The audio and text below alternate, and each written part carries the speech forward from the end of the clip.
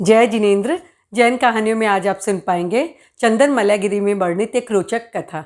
कुसुमपुर नाम का एक नगर, वहाँ के राजा का नाम चंदन और रानी का नाम मलया था। उनके 2 पुत्र थे, सायर और नीर। राजा चंदन बड़े कुशल शासक थे।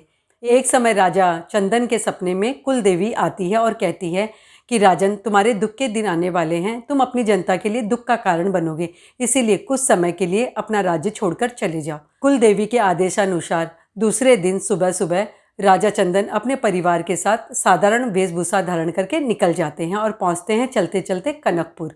कनकपुर में एक सेठ के यहाँ उन्हें नौकरी मिल जाती है।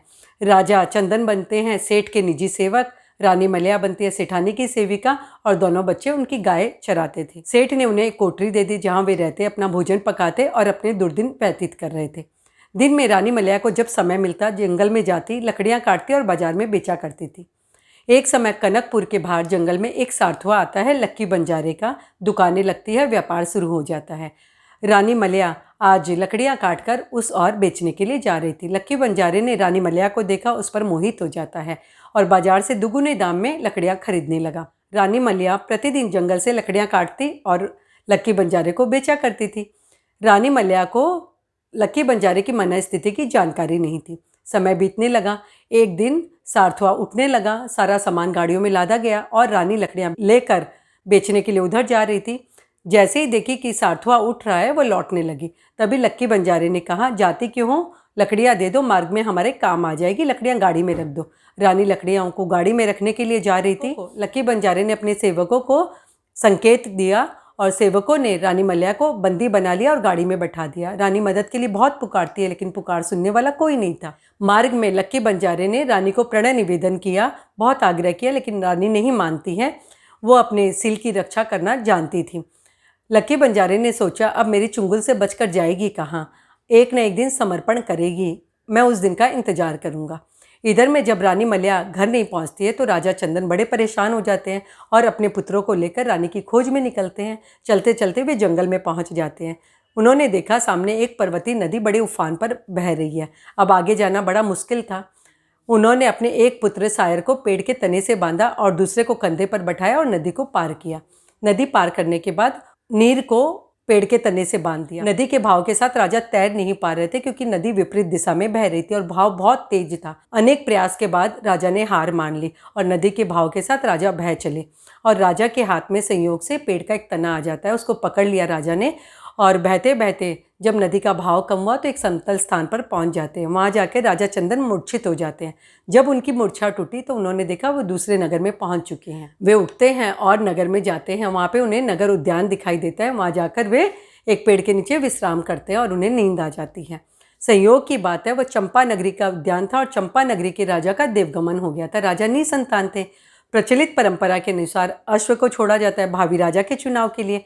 अश्व पूरे नगर की परिक्रमा करता हुआ वहां पर आ जाता है जहां राजा चंदन सोए हुए थे। सभी सामंतों ने अपने भावी राजा की जय जयकार की। शब्द जैसे ही राजा चंदन के कानों में पड़ते उठ बैठते हैं। सारी स्थिति की जानकारी मिलती है।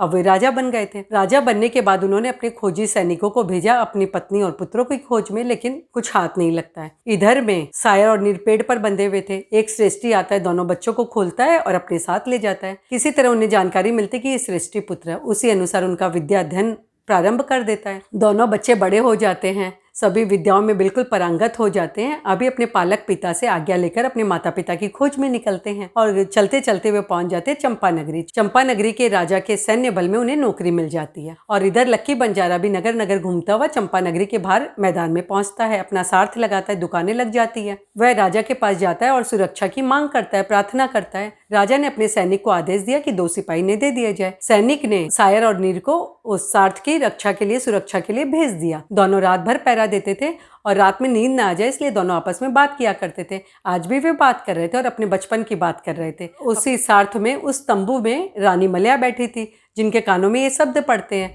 रानी ने ध्यान से सारी बातें सुनी तो वो समझ गई, ये तो मेरे ही पुत्र। रानी बाहर निकल के आती है और दोनों पुत्र और रानी का मिलन हो जाता है।